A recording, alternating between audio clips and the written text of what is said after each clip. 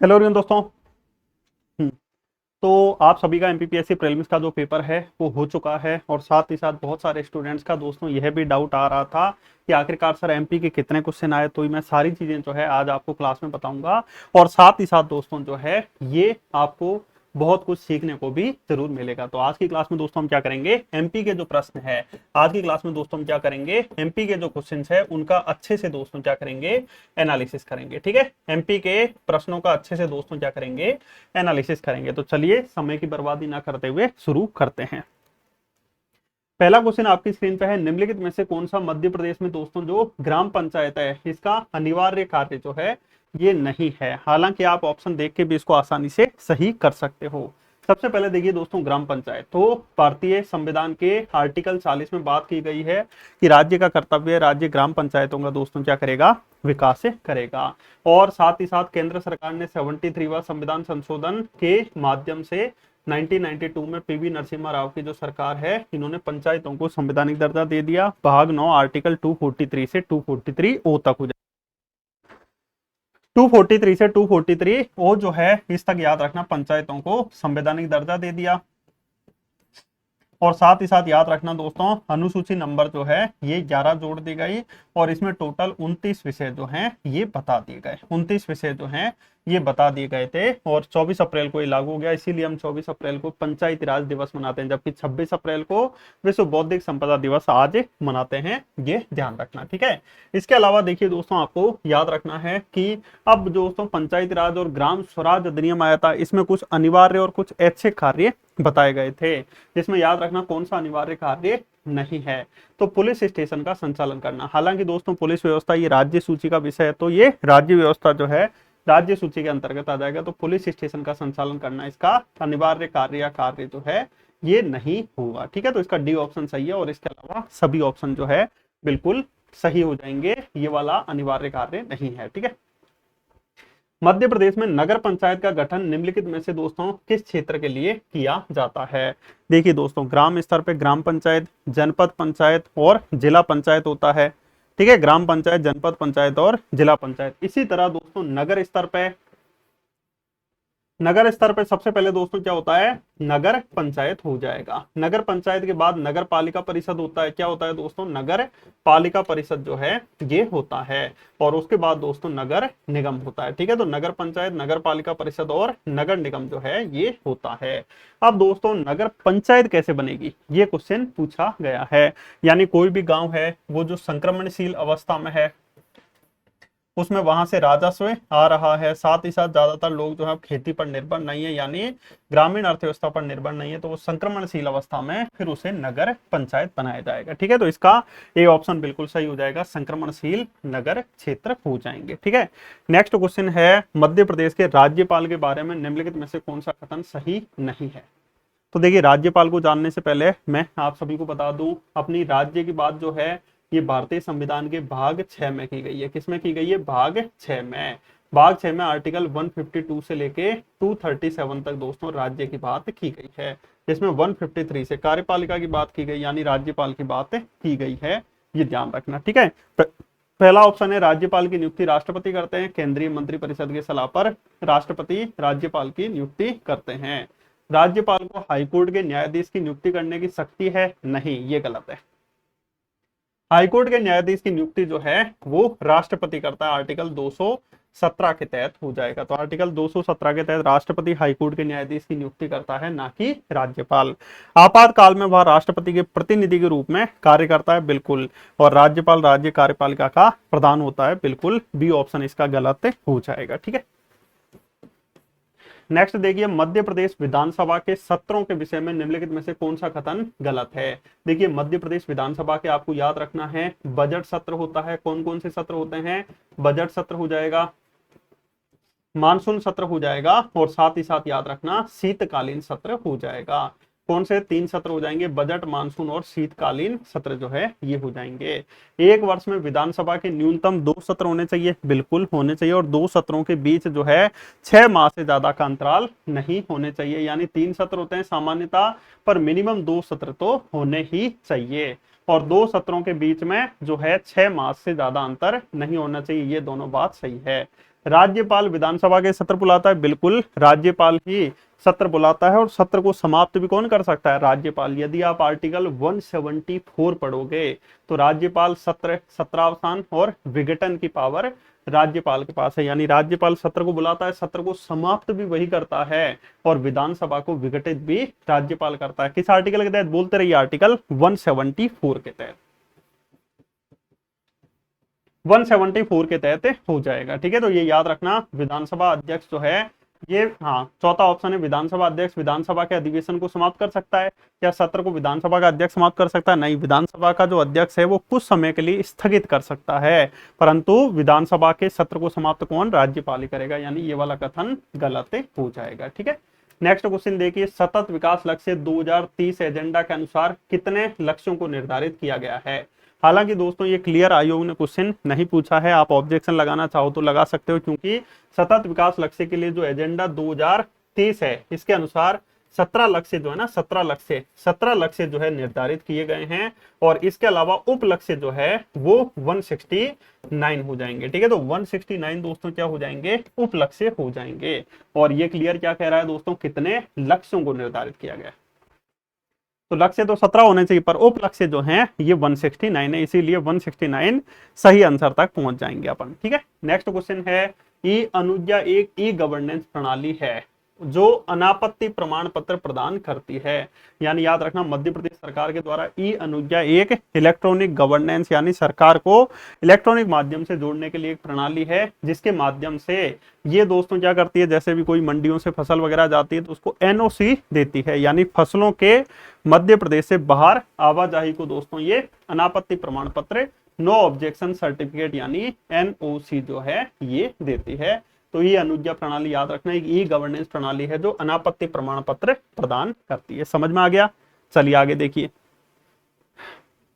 मलखंभ खेल के लिए मध्य प्रदेश सरकार के द्वारा दिया जाने वाला पुरस्कार आखिरकार कौन सा है? तो मलखंभ अपने मध्य प्रदेश का राजकीय खेल है। 2013 में मलखंभ को राजकीय खेल का दर्जा दिया गया और मलखंभ खेल के लिए दिया जाने वाला पुरस्कार कौन सा है? प्रभाष जोशी पुरस्कार हो जाएगा, जिसकी शुरुआत 2013 में कर दी गई थी। ठीक है, तो प्रभाष जोशी पुरस्कार हो जाएगा, जो कि मलखंभ क्षेत्र के लिए, खेल के लिए दिया जाता है। नेक्स्ट है, मोहन नागर को वर्ष 2026 में पद्मश्री सम्मान किस क्षेत्र में? देखिए अभी तक कितने क्वेश्चन आ चुके हैं, 6, और ये 7 क्वेश्चन, 7 क्वेश्चन एमपी से पूछ चुका है। तो मोहन नागर को वर्ष 2026 में पद्मश्री सम्मान किस क्षेत्र में उत्कृष्ट योगदान के लिए प्रदान किया गया? मोहन नागर अपने मध्य प्रदेश के बैतूल के हो जाएंगे और इन्होंने पर्यावरण और जल संरक्षण पे काम किया है। तो याद रखना, पर्यावरण संरक्षण के लिए इनको पद्मश्री 2026 से मिला है। देखिए पद्मश्री 2026 मध्य प्रदेश की 4 हस्तियों को मिला। किस किस को? कैलाश चंद्र पंत हो जाएंगे, जिनको साहित्य और शिक्षा से रिलेटेड महू इंदौर के हो जाएंगे। कौन? कैलाश चंद्र पंत हो जाएंगे, जिनको याद रखना साहित्य और शिक्षा से रिलेटेड हो जाएगा। मोहन नागर याद रखना, जिनको सामाजिक कार्य, पर्यावरण और जल संरक्षण के लिए मिला है, बैतूल के हो जाएंगे। नारायण व्यास उज्जैन से संबंधित हो जाएंगे, पुरातत्व, मूर्तिकला और चित्रकला के लिए हो जाएंगे। और भगवान दास रेखवार, इनको खेल के लिए मिला है, सागर के ये हो जाएंगे। तो इन चारों को याद रखना दोस्तों, पद्मश्री 2026 जो है ये मिला है। और मोहन नागर को पर्यावरण संरक्षण के लिए। कैलाश चंद्र पंत, ऐसे विजुअल करो कि मध्य प्रदेश के महू इंदौर में आप जाओगे तो बहुत सारी पर्वतमालाएं, जैसे जाना पाओ पर्वतमाला तो कैलाश की तरह ऊंची है, वहीं पे बैठ के हम किताब लिख रहे हैं साहित्य और शिक्षा। तो कैलाश चंद्र पंत को याद रखना साहित्य और शिक्षा के लिए। भगवान दास रेखवार को खेल, यानी हमने भगवान का याद किया और रैक में गए और खेलने लग गए, मार्शल आर्ट वगैरह सीखने लग गए। तो याद रखना भगवान दास रेखवार को समुद्र के किनारे हमने भगवान का नाम लिया, सीखा, समुद्र सागर, सागर के भगवान दास रेखवार हो जाएंगे, जिनको खेल के लिए पद्मश्री मिला। मोहन नागर समझ में आ गया। और नारायण व्यास पुरातत्व, मूर्तिकला, महाकाल की नगरी उज्जैन में भगवान है नारायण नारायण। ठीक है, तो ये थोड़ा थोड़ा आपको ऐसे याद रखना है। ठीक है, स्वस्थ नारी सशक्त परिवार अभियान जो है, इसका शुभारंभ प्रधानमंत्री ने कहां से किया था? ये अपने आर्थिक सर्वेक्षण का डाटा और मैंने आपको अच्छे से पढ़ाया भी था। तो मध्य प्रदेश के धार जिले से याद रखना। तो दिनांक 17/9/2025, यानी याद रखना मोदी जी के जन्म दिवस के अवसर पर 17 सितंबर 2025 को ग्राम भैंसोला, जिला धार, यानी धार जिले के भैंसोला गांव में स्वस्थ नारी सशक्त परिवार अभियान का शुभारंभ किया गया। और स्वस्थ नारी सशक्त परिवार अभियान अंतर्गत दिनांक 2/10/2025 तक संपूर्ण प्रदेश में आयुष्मान आरोग्य मंदिर केंद्र पर स्वास्थ्य शिविर का आयोजन किया जाएगा। ठीक है, तो याद रखना, धार जिले में ऐसे विजुअल करो, धार में मांडू है, वहां पर भैंसें बंधी है और हमने कहा कि भैंसों का दूध पियो और नारी बिल्कुल स्वस्थ रहो। तो स्वस्थ नारी सशक्त परिवार की शुरुआत कहां से हुई? धार जिले के बेंसोला गांव से 17 सितंबर 2025 को स्वस्थ नारी सशक्त परिवार की शुरुआत हो गई थी। कहां से? तो विजुअल करो, धार जिले के बेंसोला गांव से स्वस्थ नारी सशक्त परिवार अभियान जो है इसकी शुरुआत हो गई, इसका शुभारंभ हो गया था। सुमन सखी चैट जो है ये किस क्षेत्र में डिजिटल पहल का उदाहरण है? तो ये दोस्तों जो सुमन सखी चैटबॉट की ये शुरुआत की गई, ये स्वास्थ्य के क्षेत्र में डिजिटल पहल का दोस्तों क्या हो जाएगा? उदाहरण हो जाएगा। तो स्वास्थ्य नाम से ही दिख रहा है। सन 2011 की जनगणना के अनुसार कमार जनजाति की जनसंख्या मध्य प्रदेश में कितनी है? ये मुझे कहीं भी ऑफिशियल डाटा के रूप में नहीं मिला। यदि आपको मिलता है तो आप कमेंट्स में जरूर बताओ। कहीं कहीं लिखा है 266, कहीं कहीं लिखा है 666 है। तो 266 या 666 तो है, ये लिखा है। यदि आपको ऑफिशियल मिलता है कहीं पर भी तो आप मुझे जरूर बताओ कमेंट्स के माध्यम से। ठीक है, सन 2011 की जनगणना के अनुसार ये भी हम ऑब्जेक्शन के रूप में ये वाला क्वेश्चन जा सकता है। क्यों जाएगा? क्योंकि मैं अभी आपको बताता हूं। देखिए, भारत सरकार के द्वारा दोस्तों जो 46 जनजातियां 46 जो है ये अधिसूचित की गई थी, जिसमें से 46 में से जो 3 जो है ये भारत सरकार ने अधिसूचना के माध्यम से 2003 में कीर मीणा और पारदी जो है उसे ट्राइबल की लिस्ट से हटा दिया था, कीर मीणा और पारदी को। ठीक है, तो कीर मीणा और पारदी को 2003 में 3 ट्राइब्स को हटा दिया तो बची 43। अब 43 में से 3 जो है वो कौन है? 43 के अंदर से 3 बैगा, भारिया, सहरिया अति विशेष पिछड़ी जनजाति है। अब क्वेश्चन क्या कह रहा है कि 2011 की जनगणना के अनुसार मध्य प्रदेश में कितनी ट्राइब्स है? विशेष रूप से कमजोर जनजातियों को छोड़कर, यानी बैगा, भारिया और सहरिया को हम छोड़ देते हैं तो 40 ही होगी और इसको मिला के 43 है। तो 43 सही आंसर होगा या फिर दोस्तों 40 ही होगा। तो ये थोड़ा ऑब्जेक्शन वाला क्वेश्चन जो है ये हो सकता है। समझ में आ गया? नेक्स्ट है, इंदल पूजा का संबंध मध्य प्रदेश के किस जनजाति? तो इंदल देव के सम्मान में याद रखना दोस्तों, इधर मध्य प्रदेश के पश्चिमी क्षेत्रों में जो भील जनजाति है ना, भील जनजाति, वो इंदल देव का क्या करती है दोस्तों? सम्मान। अब भील से लिंक करो, भील कर रही है इंदल देव की पूजा, तो भील की उपजातियां भी तो करेगी। तो भील की उपजातियां कौन सी थी?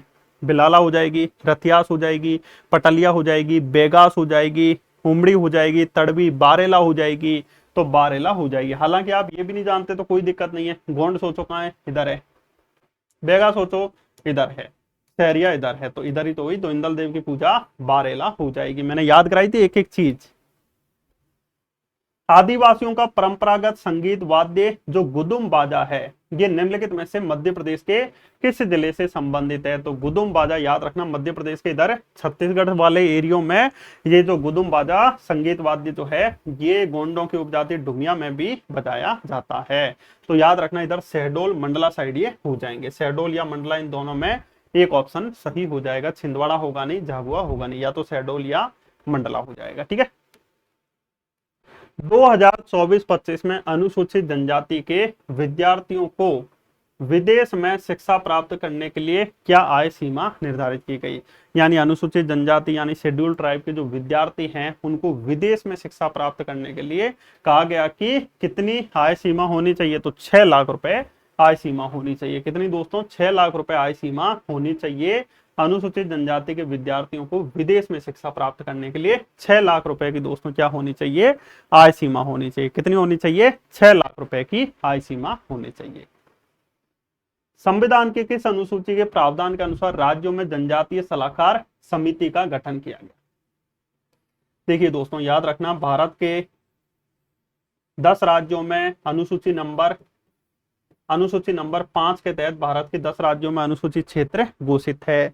अब जहां जहां अनुसूचित क्षेत्र घोषित है उन्हीं के लिए जनजातीय सलाहकार परिषद की स्थापना की बात की गई है। तो संविधान की किस अनुसूची के प्रावधान के अनुसार राज्यों में जनजातीय सलाहकार समिति की बात की गई? तो 5वीं अनुसूची के प्रावधानों के अनुसार। जबकि 6वीं अनुसूची के प्रावधानों के अनुसार स्वायत्त जिला परिषद के बात की गई है। स्वायत्त जिला परिषद के गठन की बात की गई। ठीक है, समझ में आ गया? इंपॉर्टेंट है ये। 2011 की जनगणना के अनुसार मध्य प्रदेश में देश की अनुसूचित जनजाति की जनसंख्या का कितना % है? यानी पूरे भारत में मान लो 100 लोग एसटी कैटेगरी के हैं, तो उसमें से मध्य प्रदेश में कितने, ये वाला क्वेश्चन पूछा गया। मध्य प्रदेश में नहीं पूछा गया है, मध्य प्रदेश की कुल जनसंख्या में से मध्य प्रदेश में एसटी कितने, ये नहीं पूछा गया। कुल जनसंख्या का पूछते तो 21.09 या 21.1% हो जाएगा। पर ये पूछ रहा है कि भारत में टोटल एसटी है, उसमें से मध्य प्रदेश में कितने एसटी हैं, तो याद रखना 14.7%। मैंने याद कराया था कि भारत के मध्य प्रदेश के सभी एसटी लोग हॉर्स पे बैठ के जा रहे हैं, हॉर्स, HORSE, और हॉर्स में ये देखो हॉर्स और ये दिख रहा होगा 4, तो 14.70 या 69% हो जाएगा। ठीक है, तो याद रखना भारत में टोटल एसटी का मध्य प्रदेश में कितनी है, 14 पॉइंट, यानी भारत में टोटल 100 एसटी के लोग हैं, तो मध्य प्रदेश में लगभग 14.70 एसटी के लोग हो जाएंगे। ये आप सभी राज्यों का डाटा जो है देख सकते हो। सबसे ज्यादा मध्य प्रदेश में एसटी है, उसके बाद दूसरे नंबर पे महाराष्ट्र में हमें देखने को मिल जाएगी। ठीक है, तो नहीं महाराष्ट्र नहीं, वो ये रेस्ट खाली, हाँ तो ये महाराष्ट्र हो जाएगी। ठीक है, तो समझ में आ गया, ये ध्यान रखना। हाँ, गौंड जनजाति में शब्द जो है ये बारी का संबंध किससे है, याद करो, मैंने गौंड ट्राइब कराई थी, विजुअल कराया था कि बारी बारी से जाओ, एक बार तुम दही खाओ फिर हम खाएंगे। तो बारी या दैया गौंड जनजाति में क्या है, झूम कृषि को कहा जाता है, खेती को कहा जाता है। ठीक है, तो गौंड जनजाति में शब्द बारी जो है इसका संबंध किससे है दोस्तों, खेती से हो जाएगा। सबसे बड़ी बात यह है कि देखिए सभी के उससे डाटा तो फंसता ही है, पर सबसे बड़ी बात आपको कितना डाटा याद रहा, और याद रह के आपने एग्जाम हॉल में डाटा को कितना सही किया, ये सबसे महत्वपूर्ण है जानना। ठीक है, नेतम शब्द का संबंध किससे है, तो नेतम शब्द का संबंध टोटम से है। टोटम, तो गौंड जनजाति में जो टोटम होते हैं ना, ये अपने पशुओं से रिलेटेड सभी का अपना टोटम वो करते हैं, तो ये नेतम शब्द जो है इसका संबंध किससे, टोटम से हो जाएगा। किससे हो जाएगा दोस्तों, टोटम से हो जाएगा। ठीक है, नेक्स्ट है नदियां और सहायक नदियां सुमेलित कीजिए। सबसे आसान क्वेश्चन आपसे पूछा गया है, नदियों और सहायक नदियों से रिलेटेड 4 ऑप्शन थे, तो उसमें से जो है ये बिल्कुल सही हो जाता। जैसे चंबल नदी, चंबल नदी की सहायक नदी कौन कौन सी है, चंबल नदी की सहायक नदियां याद करो, क्षिप्रा हो जाएगी, काली सिंध हो जाएगी, पार्वती हो जाएगी, यानी ए का दूसरा हो जाएगा। टोंस नदी की सहायक नदी बेलन हो जाएगी, नर्मदा की सहायक नदी तवा हो जाएगी, और क्षिप्रा की सहायक नदी गंभीर हो जाएगी। ये जो ऐसे कथन के रूप में क्वेश्चन पूछे गए, बहुत आसान क्वेश्चन पूछे गए। एक भी नदी को आप मान लेते हैं ना सही, मतलब एक भी नदी की सहायक नदी आपको याद है, तो आप सभी नदियों की सहायक नदियों को अच्छे से कर सकते थे। ठीक है, तो ये आसान क्वेश्चन पूछा गया था, बहुत आसान है। मध्य प्रदेश के उत्तर पश्चिमी भाग में वर्षा की परिवर्तनशीलता अधिक होने का कारण क्या है, यानी उत्तर पश्चिमी भाग में वर्षा की परिवर्तनशीलता बहुत ज्यादा है। तो परिवर्तनशीलता का ज्यादा कैसे होगी, क्योंकि उधर बहुत कम वर्षा होती है, तो एकदम से वर्षा ज्यादा होगी तो परिवर्तनशीलता ज्यादा आएगी। तो इसका सबसे बड़ा कारण क्या है, वर्षा का कम होना। ठीक है, तो वर्षा की परिवर्तनशीलता अधिक होने का कारण क्या है दोस्तों, वर्षा का कम होना हो जाएगा। बालाघाट का बेहर पठार किस खनिज के संचय के लिए प्रसिद्ध है। हालांकि बालाघाट के बेहर में मैग्नीज भी, तांबा भी हमें देखने को मिलेगा, पर ऑप्शन में बॉक्साइट सही तक अपन पहुंचेंगे। ठीक है, तो बॉक्साइट के उत्पादन में मध्य प्रदेश लोएस्ट के बॉक्साइट के उत्पादन में 6वें स्थान पर हो जाएगा, तो इसका सही आंसर बॉक्साइट। सिंचाई परियोजनाएं और नदियां दोस्तों आपको सुमेलित करनी है। पहला ऑप्शन है सम्राट अशोक सागर परियोजना। सम्राट अशोक सागर परियोजना मध्य प्रदेश के विदिशा में है, जिसे हलाली परियोजना भी कहा जाता है। तो याद रखना सम्राट अशोक सागर परियोजना हलाली नदी पर, ए का चौथा हो जाएगा, बस इसी ऑप्शन से सही हो जाता। बाण सागर परियोजना मध्य प्रदेश में शहडोल जिले में सोन नदी पर हमें देखने को मिल जाएगी। ठीक है, हर्षी परियोजना जो है ये हमें पार्वती नदी पर देखने को मिल जाएगी। हंसते रहो पार्वती माता के साथ, हर्षी परियोजना पार्वती नदी पर हो जाएगी। जबकि ओमकारेश्वर परियोजना आपको याद रखना इंपॉर्टेंट है, नर्मदा नदी पर खंडवा जिले के ओमकारेश्वर में हमें ओमकारेश्वर परियोजना देखने को मिल जाएगी। ठीक है, तो हर्षी परियोजना महत्वपूर्ण नया टॉपिक या नया पॉइंट याद रखना, पार्वती नदी पे हमें हर्षी परियोजना हो जाएगी। मध्य प्रदेश का सबसे पहला शक्कर कारखाना कहां पर स्थापित हुआ था, तो मध्य प्रदेश के, जब मैंने याद कराया था 1934 में, रात में जल्दी से धड़ाधड़ जाओ और शक्कर लेके आओ, तो याद रखना मध्य प्रदेश के रतलाम में। कहां पर हो जाएगा, मध्य प्रदेश के रतलाम में आपको ध्यान रखना है, सबसे पहला शक्कर कारखाना स्थापित किया गया था। कहां पर किया गया था, मध्य प्रदेश के रतलाम में आपको याद रखना है, सबसे पहला शक्कर कारखाना जो है ये स्थापित किया गया था रतलाम के जावरा में। जल्दी से जा लेके आ, तो रतलाम के जावरा में सबसे पहला शुगर मिल हो जाएगा। कैलारा शुगर मिल कहां है, मुरैना में। डबरा शुगर मिल कहाँ है, ग्वालियर में। भोपाल शुगर मिल कहाँ है, सीहोर में। ठीक है, तो ये भी थोड़ा थोड़ा याद रखना। साथ ही साथ आप सभी के साथ की वजह से अपना विद्या सेतु एप्लीकेशन आ चुका है गूगल प्ले स्टोर पे। आज ही डाउनलोड कीजिए और भविष्य में अच्छे से तैयारी के लिए तैयार हो जाइए। इसमें आपको सारी चीजें मिलेगी। ठीक है, तो विद्या सेतु एप्लीकेशन आप जो है ये वाला लोगो देख लेना, गूगल प्ले स्टोर पे मिल जाएगा। इसमें आपको फ्री में ई बुक्स मिल जाएगी, प्रैक्टिस कर सकते हो टेस्ट की, पीवाईक्यूज देख सकते हो, और ये सारी चीजें आपको सुविधा के रूप में मिलेगी। साथ ही साथ हमने एमपीपीएससी की असिस्टेंट प्रोफेसर, एडीपीओ और भी बहुत सारे एग्जाम की बहुत सारे स्टूडेंट्स जो है ये तैयारी कर रहे हैं। तो इसी को ध्यान में रखते हुए पूरा जो पेपर 1 है, जिसमें एमपी है, आईसीटी है और करंट अफेयर है, तो उसको ध्यान में रखते हुए हमारे द्वारा जो है फुल पेपर 1 लाया गया। इसमें सुविधाएं क्या है, टॉपिक से पहले आपको पीवाईक्यूज मिलेंगे जिसमें समझ में आएगी किस टॉपिक पे ज्यादा फोकस करना है। फिर टॉपिक के बाद पीवाईक्यूज, एमसीक्यूज लेटेस्ट पैटर्न के आधार पे हिंदी मीडियम में होगा, और ये सारी सुविधाएं आपको देखने को मिल जाएगी। ठीक है, तो आप किसी भी एग्जाम की तैयारी कर रहे हो एमपीपीएससी के लिए, तो आपको नीचे डिस्क्रिप्शन में लिंक मिल जाएगी एप्लीकेशन की, तो वहां पर आप जाके देख सकते हो। चलिए नेक्स्ट क्वेश्चन देखिए दोस्तों, Dongla mean time. Dongla mean time को भारतीय खगोलविदों द्वारा एक नए मानक समय के रूप में दोस्तों स्थापित करने की दिशा में शोध किए जा रहे हैं। ये डोंगला गांव जो है मध्य प्रदेश के किस जिले में हमें देखने को मिल जाएगा, तो मध्य प्रदेश के महाकाल की नगरी जो उज्जैन है ना, उज्जैन में आपको याद रखना है, मध्य प्रदेश के उज्जैन जिले के डोंगला गांव जो है, इसमें यहां पर याद रखना दोस्तों, जो बराहमीर खगोलीय वेधशाला जो है ये स्थापित की जाए, यानी खगोल विदों द्वारा एक नए मानक समय के रूप में ये स्थापित करने की दिशा में यहां पर शोध चल रहा है। डोंगला मीन टाइम हो जाएगा। ठीक है, उज्जैन के महिदपुर के ये डोंगला गांव में हमें देखने को मिल जाएगा। तो ये उज्जैन महाकाल की नगरी याद रखना। वर्ष 2021-22 में दालों के उत्पादन में, सबसे आसान क्वेश्चन है, दालों के उत्पादन में मध्य प्रदेश पहले भी नंबर 1 था, अभी भी नंबर 1 हमें देखने को मिल जाएगा। ठीक है, तो इसका सही आंसर क्या हो जाएगा, पहला स्थान। चंबल बेसिन में निम्नलिखित में से कौन सी मृदा पाई जाती है, आसान क्वेश्चन है।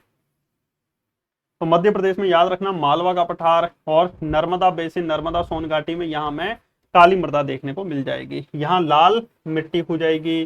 ठीक है, यहाँ पर आपको याद रखना है लेटराइट मृदा देखने को मिल जाएगी, यहाँ लाल पीली मृदा, यहाँ लेटराइट, यहाँ मिश्रित, और यहाँ पर चंबल नदी के बेसिन में हमें जलोढ़ मृदा देखने को मिल जाएगी। तो इसका सही आंसर क्या हो जाएगा, सी ऑप्शन, जलोढ़ मृदा या जलोढ़ मिट्टी हो जाएगी। नेक्स्ट है असीरगढ़ की पहाड़ियां हमें कहां पर देखने को मिलेगी, तो अपना मध्य प्रदेश का दोस्तों यह है दक्षिणी भाग, और इस दक्षिणी भाग में यह है सतपुड़ा पर्वतमाला, और ये सतपुड़ा पर्वतमाला के इधर जो पश्चिमी सतपुड़ा है, ये पूर्वी सतपुड़ा, ये महकल। पश्चिमी सतपुड़ा में मैंने अंबे माँ से याद कराई थी, अंबा, AMBBA, खखरानी, मथवार, बड़वानी, बीजागढ़ और असीरगढ़ की पहाड़ियां ये पश्चिमी सतपुड़ा का हिस्सा हो जाएंगी। किसकी हो जाएंगी दोस्तों, तो याद रखना पश्चिमी सतपुड़ा का हिस्सा हो जाएंगी। जनगणना 2011 के अनुसार जिलों का दशक 2001 से 11 में जनसंख्या वृद्धि दर का सही घटता हुआ क्रम क्या हो जाएगा, अवरोही क्रम, यानी सबसे ज्यादा जनसंख्या वृद्धि दर हमें कहां पर देखने को मिली थी, इंदौर में थी, इंदौर, झाबुआ, भोपाल, इंदौर, झाबुआ, भोपाल, अजब गजब है। ठीक है, तो इंदौर, झाबुआ, भोपाल, डी ऑप्शन बिल्कुल सही हो जाएगा। जबकि सबसे कम अनूपपुर, बैतूल, छिंदवाड़ा, एबीसी सबसे कम, अनूपपुर, बैतूल, छिंदवाड़ा में सबसे कम जनसंख्या वृद्धि दर, जबकि सबसे ज्यादा इंदौर, झाबुआ और भोपाल, डी ऑप्शन बिल्कुल सही हो जाएगा। नेक्स्ट है मध्य प्रदेश आर्थिक सर्वेक्षण 2024-25 के अनुसार मध्य प्रदेश में सौर ऊर्जा की क्षमता जो है अक्टूबर 2024 तक कितनी थी, ये देखिए। आर्थिक सर्वेक्षण 2024-25 के अनुसार याद रखना दोस्तों 61,660 मेगावाट की क्षमता के साथ ये देश में कुल सौर क्षमता का 8.2% था। याद रखना दोस्तों, ये आर्थिक सर्वेक्षण 2024-25 के अनुसार हो जाएगा। तो इसका सही आंसर क्या हो जाएगा, 61,660 मेगावाट हो जाएगा। ठीक है, मध्य प्रदेश के आर्थिक सर्वेक्षण 2024-25 के अनुसार ओडीओपी में कृषि संबंधी 6 मुख्य उत्पाद हेतु कौन सा जिला सम्मिलित नहीं है, तो ये देखिए ओडीओपी पहल के अंतर्गत कृषि से संबंधित 6 प्रमुख उत्पाद याद रखना, पहले तो कोदो कुटकी, अरहर, चना, बासमती, चिन्नौर धान, सरसों, आंवला आदि शामिल है। आपको तो ये पता है ना कि कृषि उत्पाद कौन कौन से शामिल थे। अब आप ये बताइए, जब कृषि उत्पाद आपको शामिल पता है कौन कौन से थे, तो सरसों कहाँ की होगी, भिंड और मुरैना की सरसों होगी। ठीक है, कोदो कुटकी कहाँ का होगा, इधर याद रखना मंडला, डिंडोरी, इधर सीधी साइड ये जो है ये क्या हो जाएंगे दोस्तों यहाँ की, सॉरी सीधी क्या, सिंगरौली साइड ये कोदो कुटकी हो जाएगा। तो अब ऑप्शन को टर्मिनेट पहले तो करने की कोशिश करो। ठीक है, मंडला, अनूपपुर, ठीक है, देखो मंडला, डिंडोरी, अनूपपुर, इधर सिंगरौली साइड जो है ये क्या हो जाएगी, कोदो कुटकी हो जाएगी। ठीक है, याद रखना। अब देखिए नरसिंहपुर साइड तुअर दाल हो जाएगी, ये कृषि उत्पाद में आएंगे ये वाला जिला। बालाघाट साइड चिन्नौर चावल हो जाएगा। ठीक है, चिन्नौर चावल हो जाएगा। और ग्वालियर साइड नहीं होगा। ठीक है, तो ग्वालियर नहीं होगा। ग्वालियर के स्टोन क्राफ्ट फेमस है, ग्वालियर में जीआई टैग मिला है, ग्वालियर के स्टोन क्राफ्ट को हो जाएगा, ग्वालियर के कालीनों को, और ग्वालियर के याद रखना दोस्तों पेपर में से हो जाएगा। ठीक है, तो ये नहीं होगा। हालांकि आप इसको सोच भी लेते तो भी आप सही ऑप्शन तक पहुंच जाते, नहीं भी सोच पाए तो भी कोई दिक्कत नहीं है। अब जिले देख लीजिए, कुल 10 जिले, अनूपपुर, डिंडोरी, मंडला, सिंगरौली, नरसिंहपुर, दमोह, रायसेन, बालाघाट, भिंड और मुरैना हो जाएंगे। ठीक है, दमोह के चने, रायसेन के बासमती चावल, बालाघाट के चिन्नौर चावल, भिंड मुरैना की सरसों, नरसिंहपुर की तुअर दाल, सिंगरौली, मंडला, डिंडोरी, अनूपपुर के कोदो कुटकी। ओडीओपी आपको अच्छे से याद थे तो भी आप आसानी से सही तक पहुंच जाते हैं। फरवरी 2025 में शुरू की गई मध्य प्रदेश औद्योगिक संवर्धन नीति जो 2025 है, उसमें कितने क्षेत्र विशिष्ट रणनीतियों में शामिल किए गए। तो मध्य प्रदेश के 10 क्षेत्र जो है ये विशिष्ट रणनीतियों में शामिल किए गए। तो मुख्यमंत्री मोहन यादव की अध्यक्षता में मंत्रिपरिषद की बैठक में याद रखना जो ये औद्योगिक संवर्धन नीति 2025 है इसकी स्वीकृति दी गई, और इसके अंतर्गत 10 सेक्टर विशिष्ट नीतियों जैसे कृषि, डेयरी, खाद्य प्रसंस्करण, टेक्सटाइल, परिधान, फुटवेयर, इन्हीं के साथ 10 सेक्टर को सम्मिलित किया गया। ठीक है, आर्थिक सर्वेक्षण 2024-25 के अनुसार सतत विकास लक्ष्य 9 में मध्य प्रदेश का वर्ष 2023-24 का क्या स्कोर था। तो नीति आयोग के द्वारा ये सतत विकास लक्ष्य सूचकांक जारी किया जाता है, जिसमें ओवरऑल मध्य प्रदेश का स्कोर हम बात करें तो 67 था। सबसे ज्यादा स्कोर रहा था जिम्मेदारी के साथ उपभोग यानी एसडीजी नंबर 12 में 92 रहा, और सबसे कम स्कोर रहा था एसडीजी नंबर 9 में उद्योग, नवाचार और बुनियादी ढांचे में 39 हो जाएगा। किसमें 39 हो जाएगा। इसके अलावा दोस्तों मध्य प्रदेश ने परफॉर्मर भी रहा था, किस किस में, भुखमरी में, गुणवत्तापूर्ण शिक्षा में, लैंगिक समानता में, इनमें मध्य प्रदेश ने बहुत कम स्कोर किया था। उद्योग, नवाचार और बुनियादी ढांचे में यानी परफॉर्मर रहा। परफॉर्मर मतलब समझ गए ना, 0 से 49 परफॉर्मर, 50 से 64 एस्पिरेंट। ठीक है, सिर्फ परफॉर्मर, एस्पिरेंट, फ्रंट रनर और अचीवर। तो वो चीजें मैंने याद कराई थी, अच्छे से याद होगी आपको। नेक्स्ट देखिए, कॉन्फेडरेशन ऑफ इंडियन इंडस्ट्री की फरवरी 2025 में प्रकाशित रिपोर्ट के अनुसार मध्य प्रदेश के दवा क्षेत्र का सकल स्थिर पूर्ण निर्माण में भारत में अंश 2.2% हो जाएगा। हालांकि ये मुझे कहीं मिला नहीं, फिर भी ये वाला ज्यादातर जगह सही आंसर देखने को मिला। मध्य प्रदेश में पेटेंट फाइलिंग में 2018-19 से 2022-23 की अवधि में कितने वृद्धि हमें देखने को मिली। तो मध्य प्रदेश की पेटेंट फाइलिंग ये देखिए 194 थी, जहां 2018-19 में, और 2022-23 में देखेंगे तो 646 है, लगभग 232% की वृद्धि देखने को मिली। कितनी दोस्तों, 232%। या आप ऐसे भी देख सकते हो,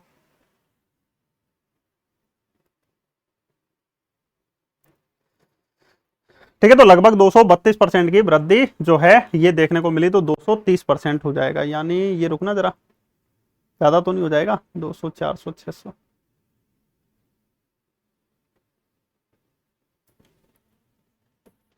देखो 200 का दोगुना यानी 400 होगा, ये 100% वृद्धि हो गई। ठीक है, फिर 3 गुना, हाँ तो ये लगभग आपको इसी के आसपास मिल जाएगा। ठीक है, नेक्स्ट क्वेश्चन देखिए दोस्तों, मौर्य सम्राट अशोक का व्यक्तिगत नाम मध्य प्रदेश से प्राप्त है। किस लघु शिलालेख में हमें मौर्य सम्राट अशोका का व्यक्तिगत नाम देखने को मिलेगा। तो मध्य प्रदेश की दतिया में याद रखना गुर्जरा लघु शिलालेख जो है ना, गुर्जरा लघु शिलालेख, उसमें अशोका का व्यक्तिगत नाम हमें गुर्जरा द लघु शिलालेख में अशोका का व्यक्तिगत नाम हमें देखने को मिल जाएगा। ठीक है, तो इसका सही आंसर बी ऑप्शन गुर्जरा लघु शिलालेख हो जाएगा। निम्नलिखित बोलियों को उनसे संबंधित जनजातीय क्षेत्रों से सुमालित कीजिए। सबसे आसान क्वेश्चन है। निमाड़ी बोली कहाँ बोली जाएगी, निमाड़ वाले जिलों में। तो देखो बड़वानी, खरगोन, खंडवा। ठीक है, बैतूल वाले जिले कौन से हैं, देखो जरा कहाँ कहाँ पे है। तो बड़वानी, खंडवा, ये ए का तीसरा, बस इतने में ही सही हो जाता। ठीक है। तो निमाड़ी बोली बड़वानी खंडवा में। कोरकू जनजाति कहाँ बोली जाएगी? दक्षिण वाले जिलों में, यहाँ रहती है कोरकू ट्राइब। बैतूल नर्मदापुरम साइड कोरकू जनजाति, कोरकू बोली बोली जाएगी। बी का चौथा हो जाएगा। तो निमाड़ी ये, कोरकू ये, बेली बोली पश्चिम वाले जिले बता दो दोस्तों कौन से हैं? रतलाम, अलीराजपुर ये, और गोंडी जो है ये मंडला डिंडोरी। ठीक है, तो आसान है, बहुत आसान क्वेश्चन ये पूछा गया था, आप आसानी से सही कर देते हैं।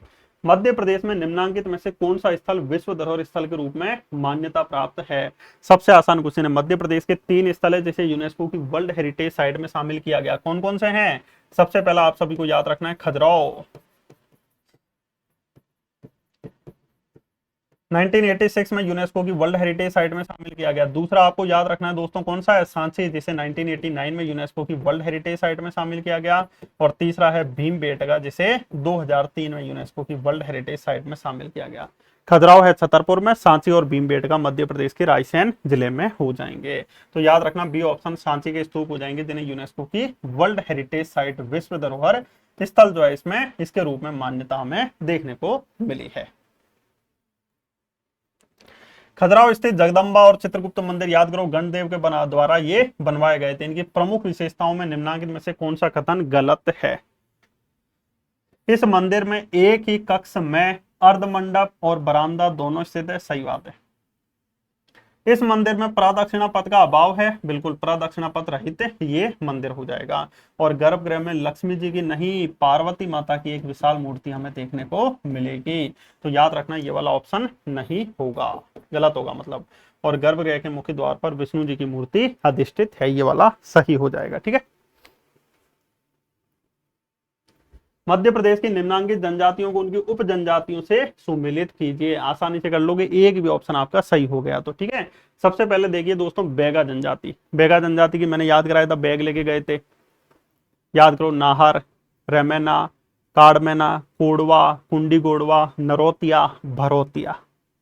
ठीक है, बैगा की नरोतिया है बिल्कुल, ए का दूसरा। ठीक है, भारिया जनजाति की भूइया, भूमिया, बुइहर, पंडो, भूमिया, बुइहर, पंडो। बारिया जनजाति की भूमिया, बुइहर, पंडो। कोल जनजाति की रोतेला, रोतिया, रोहिया। ठीक है, और सहरिया जनजाति की दंडामी, सहरिया जनजाति की दंडामी हो जाएगी। ठीक है, ये ध्यान रखना।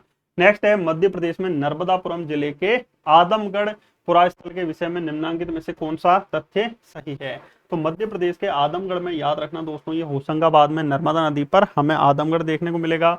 मानव के साथ में कुत्ते के दफनाए जाने के साक्ष्य, यानी मानव के पशुपालक होने के साक्ष्य हमें देखने को मिलेंगे। ठीक है, तो ये नर्मदा नदी के तट पर स्थित है, बिल्कुल सही बात है। मानव के पशुपालक होने की जानकारी मिलेगी, बिल्कुल सही बात है। इसको विष्णु वाकणकर जी ने नहीं खोजा था, इसको अमलानंद घोष ने खोजा था। खोजा किसने था? याद रखना दोस्तों, अमलानंद घोष ने। पर फिर आर बी जोशी और एनी खरे ने सबसे पहले यहां पर उत्खनन शुरू किया था।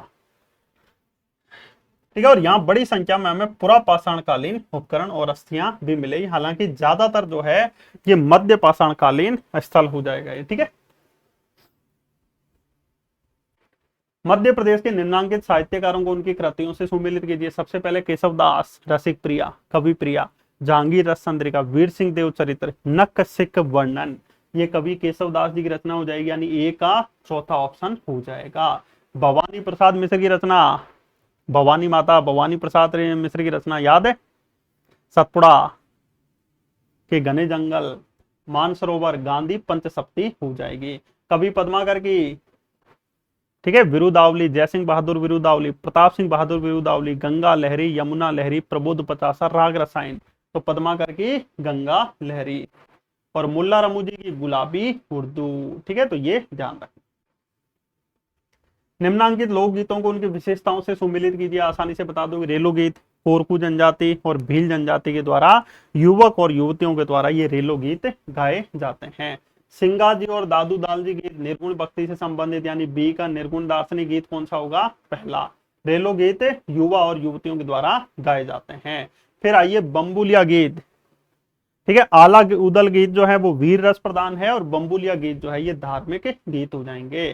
तो बम्बुलिया बोला या लमटेरा गीत बिना वाद्य यंत्र के धार्मिक गीत, और आला उदल वीर गीत हो जाएंगे। ठीक है, ये आसानी से आपको बन जाएगा। आला उदल, बम्बुलिया, बोला गीत या लमटेरा, ये याद रखना दोस्तों बुंदेलखंड साइड गाए जाते हैं। जबकि संत सिंगाजी और दालूजी गीत निमाड़ साइड हो जाएंगे और रेलो गीत मालवा साइड हमें देखने को मिलेंगे। मालवा की माच लोक रंग शैली को वर्तमान में प्रदर्शनकारी विधा के रूप में बदलने का श्रेय किसको दिया जाता है? बाल मुकुंद जी को और सिद्धेश्वर सेन को दिया जाता है। किसको दिया जाता है? सिद्धेश्वर सेन जी को दिया जाता है। और माच नाटक मध्य प्रदेश के मालवा में होता है और माच जो है मध्य प्रदेश का राजकीय नाटक हो जाएगा। माच नाटक जो है क्या हो जाएगा दोस्तों? मध्य प्रदेश का राजकीय नाटक हो जाएगा। ठीक है, तो इतने दोस्तों ये टोटल क्वेश्चन पूछे गए 36 ये, और कुछ एक्स्ट्रा मिलेंगे जैसे 36 थे, 37, 38, 39, 40, 41, 42, 43, 44। तो लगभग 44 क्वेश्चन आपको एमपी के देखने को मिल जाएंगे। कितने क्वेश्चन हो जाएंगे? लगभग 44 क्वेश्चन आपको एमपी के देखने को मिल जाएंगे। और साथ ही साथ ये अपना विद्या सेतु एप्लीकेशन है, आज ही इंस्टॉल कीजिए और अपनी तैयारी सुनिश्चित कीजिए। कोई भी आपको डाउट हो तो आप हमारे ये व्हाट्सएप नंबर पे हमसे कुछ भी पूछ सकते हो। ठीक है, और पेपर 1 की आप तैयारी कर रहे हो तो पेपर 1 का फुल कंप्लीट कोर्स जो है ये हम आपको देखने को मिल जाएगा। नीचे डिस्क्रिप्शन में आपको एप्लीकेशन की लिंक मिल जाएगी, जाइए। कोर्स अच्छा लगे तो आप जुड़ सकते हो, नहीं तो फ्री में भी दोस्तों बहुत सारी तैयारी, बहुत सारी सुविधाएं आपको देखने को मिलेगी। चलिए फिर अब मिलते हैं नेक्स्ट क्लास में। आपका वीडियो देखने के लिए बहुत बहुत धन्यवाद।